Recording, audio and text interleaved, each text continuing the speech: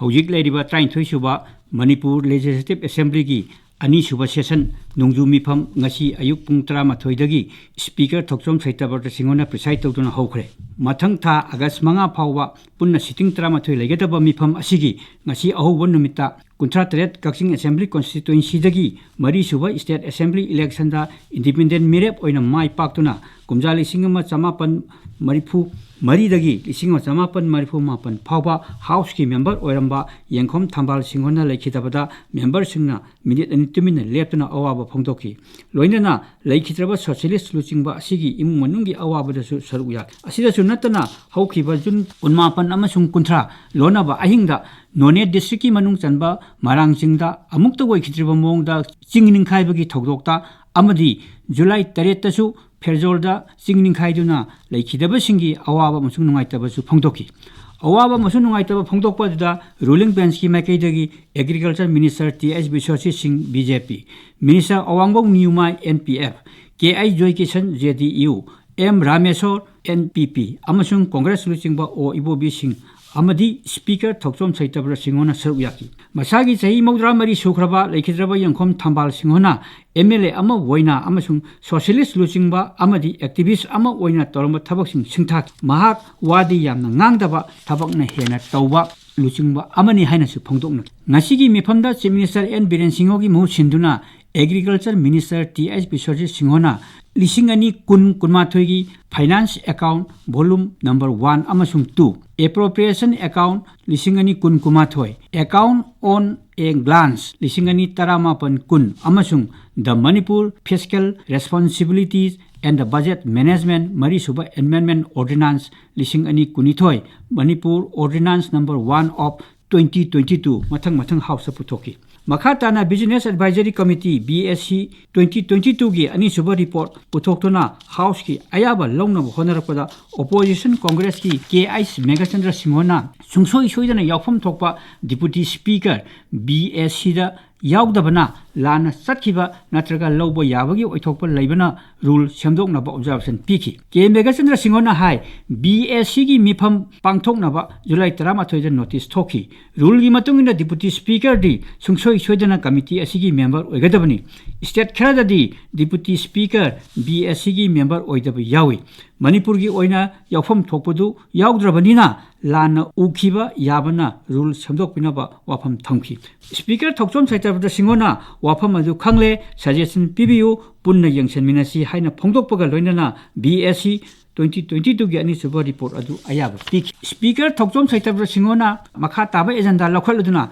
senba chahi lisingani 13 gi demand for access grant finance puriba chief minister N Biren Singogi mu sinduna agriculture minister TS Bishosi Singona house puthoki tungda chaliba senba chahi lisingani Kunithoi Kulumdoi gi mapung phaba budget estimate amasung lagliba August thada sinagadaba lupa crore lising ani chamapan kuntrahumdoi lakh humdrahumdoi lising humdranithoi gi board on account puthoki haukiba April amadagi haukiba senba chahi lising ani kunithoi kulumdoi gi mapung phaba budget estimate puthorokuna finance puriba chief minister gi mahut sinduna minister TS Biswaje Singona hai senba chahi asigi State ki consolidated fundagi sinagadaba chading togadaba sempham ase lupa crore lising kunthra mari chamapan kunthra oigani aduga mathang chahida fiscal deposit lupa crore lising ani chatret nifu nipan oigani masi GSDP gi chada 3.5 ne senba chahi asida apunba outstanding debt ase GSDP gi changchetta chada kunthra taret mapan ani oigani haina pari haina su house thamki Magna Makata na hai Saliba Senba Chahi Asigi Waina Haukiba Marsta budget estimate Putoktuna Tha Mari Sinagadaba Board of Account Lokibani Haujik Satariba session Asida Mapung Phaba full budget Putokliba Ase Maru Oina Chakot Thorangi Tabak Amadi Taupadraba Togdang Sing Adu Unabu Honabani Nasidagi Horiba session Asi Agaski Ahan Basayol Pawa Chatagadabana Agas Thagi Oina Board on Account Launaba Purpose Tobuni State asigi sel thungi matang da paluduna hai senba chahi lisingani tramapan kungi loiramdaida haurakhiba covid laichat aduna achobo safu ama piki miyamgi punsi amadi hingbagi lambi दसु अकाइब पीखी resource हंदकी अदुबु लेंगाक असिना तौगनी हाइखिबा लेखिबा कयादी पांथोकप ngamखि हौखिबा मार्चगी हौदुना जियो political गी मरमना दरकार ओइबा पोचेगी ममन खंगेन हेंगतखिबना चैथें खरा पीखि मदो यामना नुंगनांगनिंगाय ओइबा मवोंगनि पोचेगी ममल हेंगलबसु कोविड-19 की licence खंगौदना अमुक संदोरलबसु सेनबा चही लिसिंग अनि कुनिथोय कुलुमदोयगी gross state domestic product GSDP लुपा करोड़ लिसिंग निफुनिथोय चहुम सुमना अमा ओइगनी हाइना पानरी GSDP असी ममांग सहिददी लुपा करोड़ लिसिंग कुंथा तरे चात्र हुंफु ओइखिबनी लंबी थोंगी मतंग द पलन हाई नेशनल हाईवे अमसुंग बॉर्डर रोड की प्रोजेक्ट असी इंडिया लेंगा की एजेंसी सिंगना पाइखलबसु स्टेट लेंगांगना लंबी की प्रोजेक्ट PWD अमसुंग PMGAY की रॉयल इंजीनियरिंग डिपार्टमेंट ना पाइखली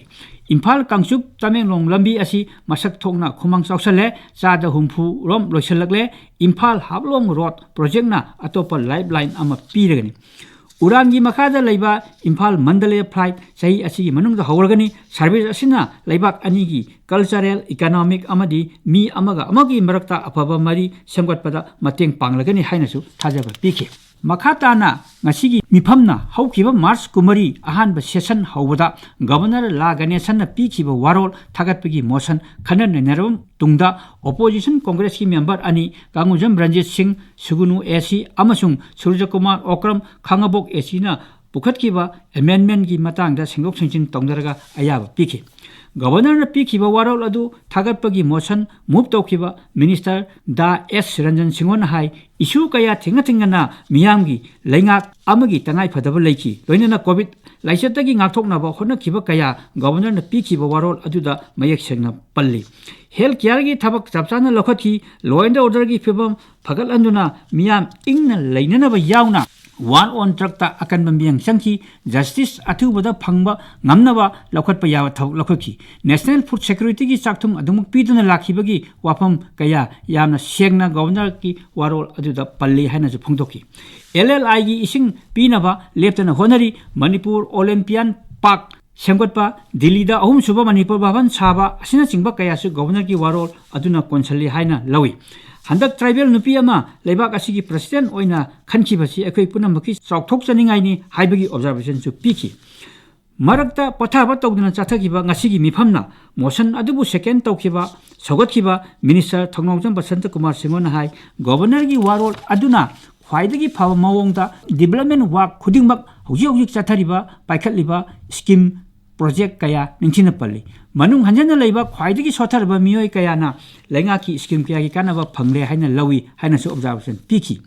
opposition congress ki Ranjit Singona governor piki ba warol aduda drug ki mayokta chathariba landa MLA sing saruk yahanbagi wafam amadi lamhen tuhenba kayam phagalabage FIR gi final report kayam thagalabage charge sheet kayam thagalabage mari leinabasing kayam dandi pikrabagi haibana singba yaude aduna wahai pareng amata warabasu hapsan si haina amendment motion pukhatki Ranjit Singona hai governor na house piki ba warol haibasi lenga ki chapchaba document ni lenga asina tawriba tawge haina haiba kaya ningthina palli adubu war on truck chathariba asigi matangati karigum amata pande hanadi yumthangna baleibak Manipur phawrga purokpa drug pharambani hojikti madu nate mafam asida sungle puthokle tha khudingi numit khudingi drug phabagi paw media da tari masina takpadi war on drug ta pun changde haibani amaromda drug thingba chinggi khul kayana sogatpasi nungai sogatpana thingba ngamgani haibadi thajade khulai paibasingna drug karba toroklabada miyamna thingba ngamloi aduna akanma lo semsi mara leibasing hakpa chairak pisi MLA humfumak drug ki warrior oisi haibagi wafam thamki congress ki Surya Kumar Okram Khangabok esina pochegi maman hengatpa laksinaba thabak phangdaba singi covid na maram oiraga sokse lagliba senthungi phibamgi matangda governor ki waronda pande haina motion amu bukhatki mangna hai house ta governor na pikiba waroldi lenga ki mingselni awat apadi yarungani aduna maru oiba khara hapchinba phagadra khanbadagi amendment puthokpani pochegi mamen hengalagliba se laksinaba wafam lenga kasigi thabak ama imung ama one job one family gi wafam thabak phangdabagi issue karamna thengnagani kokangani haibagi wafam governor na pikiba warol अदुदा मम्मी तादे हाइबा वाफम थमकी खना नैनाबा अदुदा observation पीरदना रूलिंग बेंच की माइकैदगी K I Joykishan Singh JD यूना गवर्नर की वारोल अदुबु सिंथाकी अदुबु चीफ मिनिस्टर की हक्सेल की तेंबांग CMIST का मपाल की हॉस्पिटल सिंहजु चटना हनबा थबक लखतकनी हाइबा वाफम दी हापसन हनिंगी हाइना ऑब्जर्वेशन पीखी लेंगांगना लोकल कॉन्ट्रैक्टर सिंह सगत पिद्रे लोकल कॉन्ट्रैक्टर सिंहना डेवलपमेंट ता हेना खुमांग चौसलिबनी अदुना मखोइबु योखतपत चुंगबनी हाइबगी वाफमसु थमकी खना नैनखिबादुगी पाकुम मिनिस्टर बिजोजिना पिरदुना सिंजोक सिंजिन तौनरबा मतुंगदा मोशन अदु अयाबा पीखी मखाताना नसीकी मिफमना चीफ मिनिस्टर की महू सिंधुना minister बिश्वजितना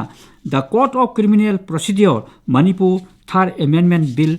2012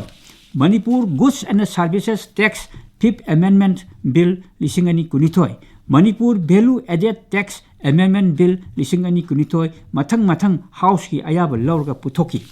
RDN PR minister Yumnam Khemchand सिंगोना Manipur Panchayati Raj 8th amendment bill 2012 Textile Commerce and Industry Minister Nemcha Kigbiana the Factories Manipur Amendment Bill 2012 amasung Consumer Affairs Food and the Public Distribution Minister L Suchindro Maitaina the Legal Metrology Manipur First Amendment Bill 2012 mathang oina House ki ayaba lorga puthoki ngasigi oina makha taba agenda khananaba leitabadagi nungthil pung 2 minute 53 tabada ngasigi मिफम लोइसंदुना speaker Thokchom Satyabrata सिंगोना हयेंग अयुक्की पुंग 13 फाउवा मिफम यैथोकले हाइना लाउथोखी